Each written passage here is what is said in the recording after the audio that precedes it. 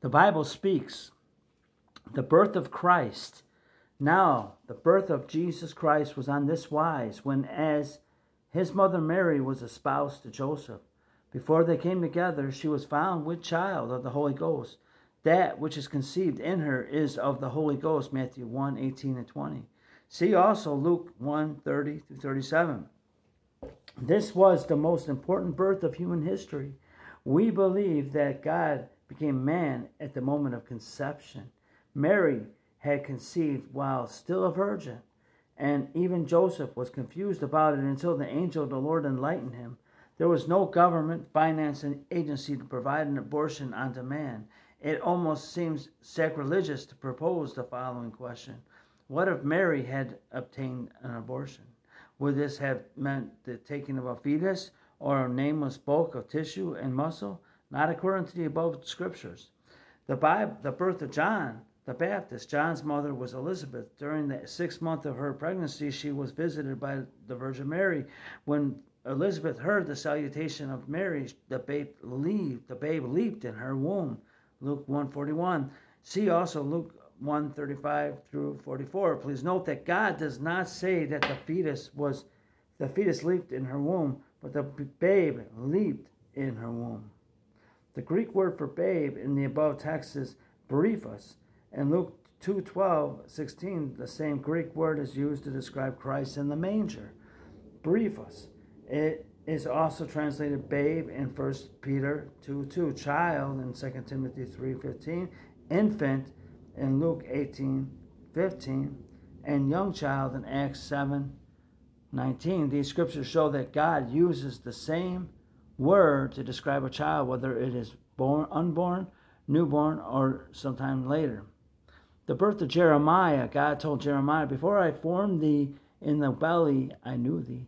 And before thou camest forth out of the womb, I sanctified thee, and I ordained thee a prophet unto the nations. Jeremiah 1:4-5, God formed him in his mother's body, but God knew him before he was formed, and ordained him a prophet unto the nations.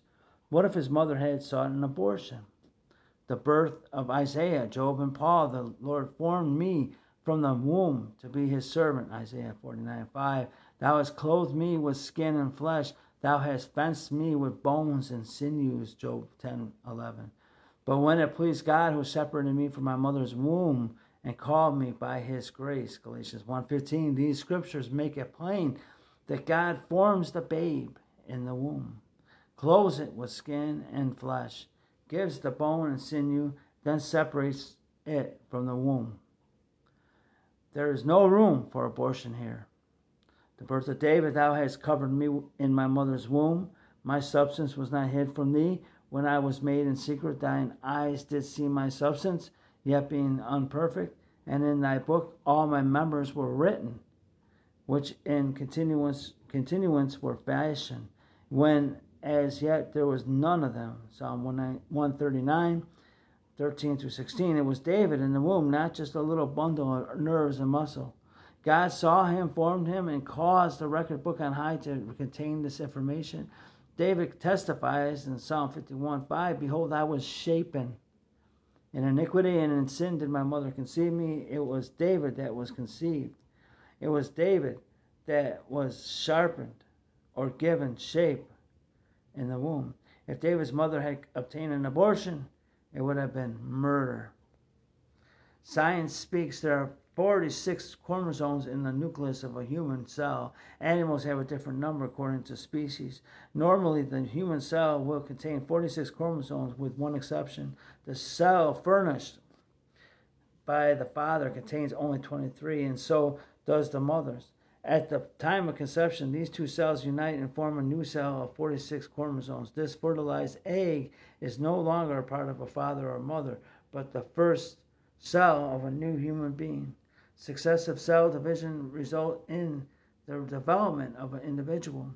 According to science, and this new individual goes through 2 stages before birth. They are known as the embryonic and the fetal periods. The embryonic periods ends when the external form of the embryo begins to resemble clearly the newborn of the group to which it belongs. The next period, accumulating in birth, is spoken of as the fetal period. Likewise, a distinction is made between the embryo and the fetus. In human development, this transition occurs at approximately the end of the 9th week of fertilization. At this time, the embryonic clefts, higher lip of the face appear. The paddle-like embryonic limb buds develop free fingers and toes, and so take on the form of human limbs. After these changes until the birth, the distinctly human appearing embryo is technically a fetus.